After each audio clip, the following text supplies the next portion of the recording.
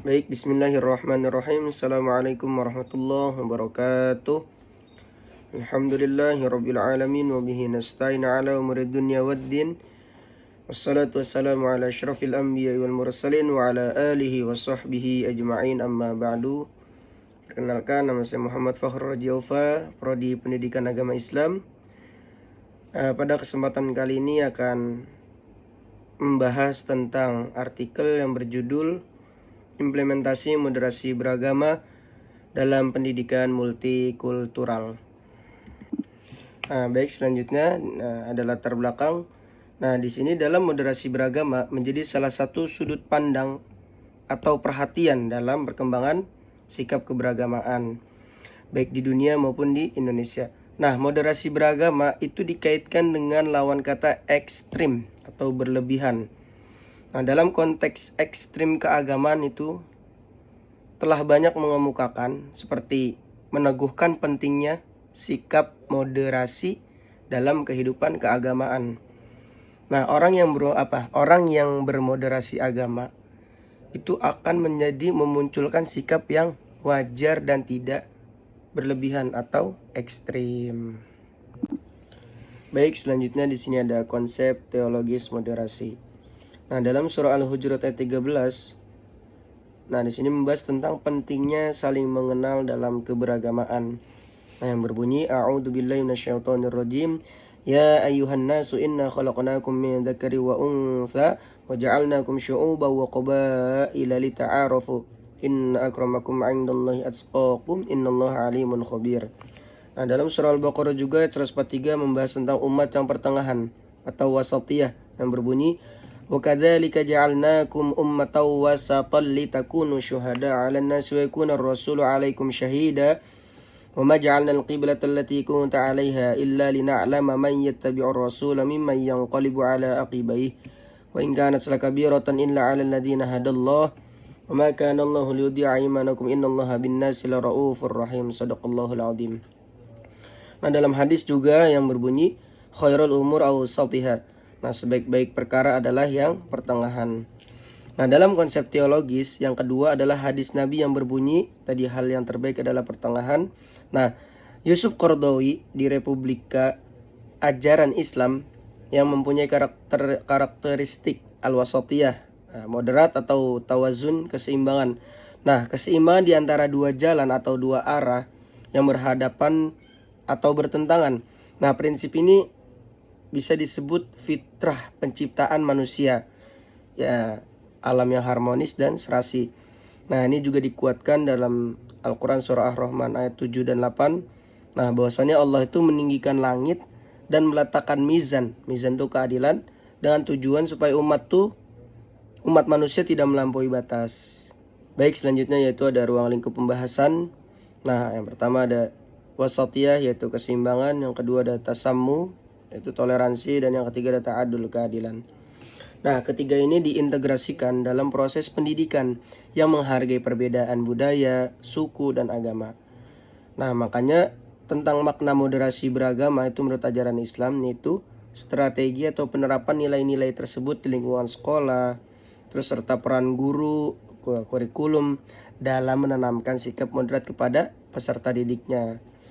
Juga bahas pula tantangan yang dihadapi dalam penerapan nilai moderasi, yang dapat dilakukan untuk memperkuat atau membentuk karakter yang toleran dan inklusif di kalangan pelajar. Di sini ada tujuan dan manfaat moderasi beragama. Salah satu tujuan dan manfaat moderasi beragama di dunia pendidikan agama Islam itu harus diperhatikan dari tujuannya dan sasaran yang akan disampaikan di pendidikan agama Islam. Seperti mewujudkan tujuan dan sasaran itu seperti menanamkan nilai akidah, syariah, akhlak, serta pembelajaran Al-Quran dan hadis. Akidah, akhlak, fikih tadi ya, dan sejarah Islam.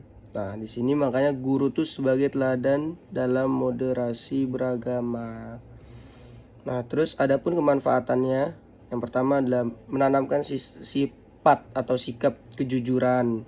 Yang kedua, keterbukaan pola pikir. Dan ketiga, menanamkan sikap kasih sayang.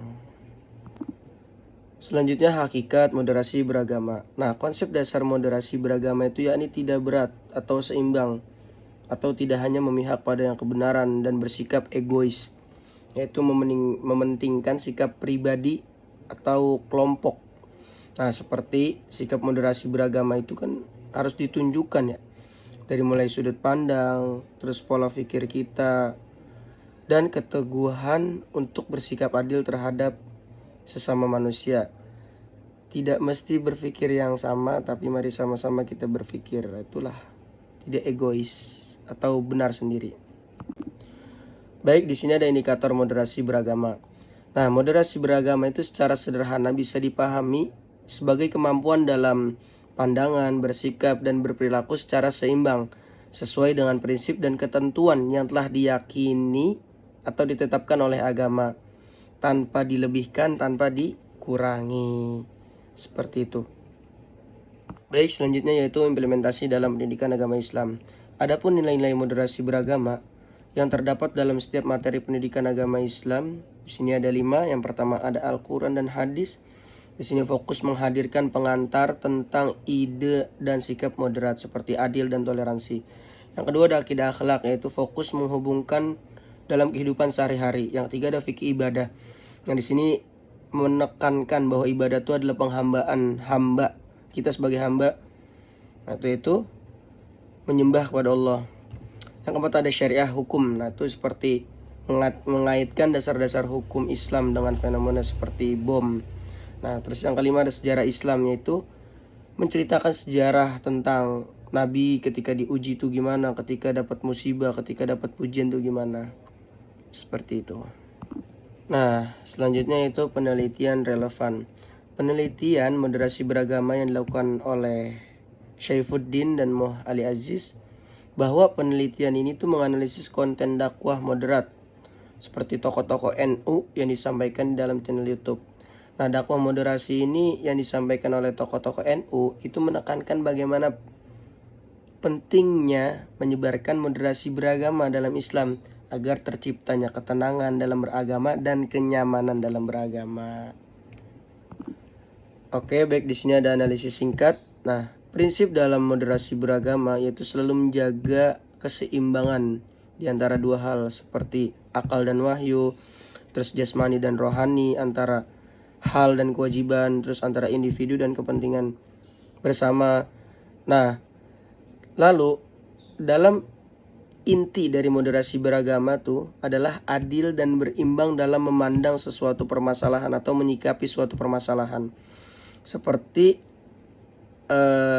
untuk membentuk atau mendorong terciptanya harmonisasi sosial dalam keseimbangan kehidupan secara personal atau keluarga atau masyarakat atau hubungan antara manusia yang lebih luas.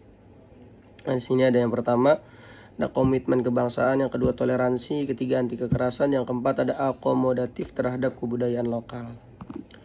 Baik, selanjutnya yaitu nilai Islam dan moderasi. Seperti tadi yang dijelaskan di awal, integrasi nilai akidah, syariah, dan akhlak. Islam kan rahmatan lil alamin, merupakan agama yang mempunyai nilai-nilai universal yang memayungi kehidupan manusia sepanjang zaman. Terus moderat dalam berpikir dan berinteraksi yang seimbang sesuai ya prinsip-prinsip akidah Islam, beribadah, terus beretika, terus apa lagi, perbedaan. Nah, itulah. Nah, jadi Allah tuh mengutus para rasul dan kitab-kitabnya itu untuk manusia menjalani kehidupan yang penuh dengan tantangan berupa cobaan, kesedihan, dan kesukaan, dengan menekankan keseimbangan di antara ketaatan beribadah dan tanggung jawab sosial. Nah, kesimpulan dalam tema ini yaitu moderasi beragama itu nilai yang fundamental untuk membangun kehidupan beragama yang damai, adil, dan seimbang di tengah masyarakat multikultural. Terus yang kedua adalah kunci sukses. Nah, integrasi nilai wasatiyah itu keseimbangan, terus tasamuh, toleransi, dan ta'adul, keadilan dalam seluruh aspek kehidupan sosial atau pendidikan. Yang terakhir yaitu pencapaian dalam pendidikan agama Islam itu yang berlandaskan moderasi akan melahirkan generasi yang beriman, berilmu, berakhlak mulia dan mampu harmonis dalam keberagamaan.